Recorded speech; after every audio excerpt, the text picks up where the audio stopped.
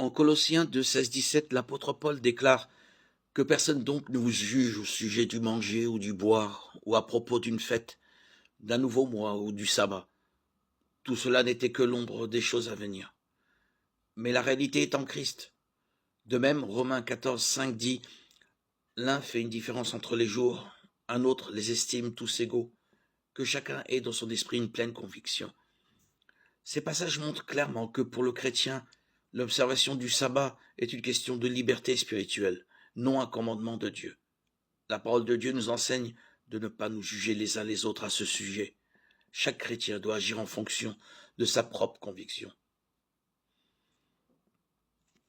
Dans les premiers chapitres du livre des Actes, les premiers chrétiens étaient pour la plupart des Juifs.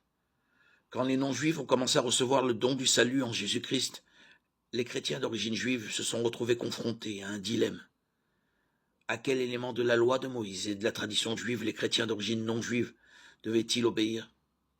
Les apôtres se sont réunis pour débattre de cette question lors du concile de Jérusalem, acte 15. Voici leur décision. C'est pourquoi je pense qu'on ne doit pas créer de difficultés aux non-juifs qui se tournent vers Dieu, mais qu'il faut leur écrire d'éviter les souillures des idoles, l'immoralité sexuelle, les animaux étouffés et le sang. Acte 15, 19, 20.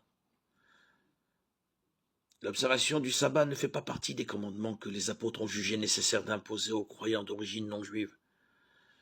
Il aurait été inconcevable que les apôtres ne mentionnent pas le sabbat si Dieu voulait que les chrétiens l'observent.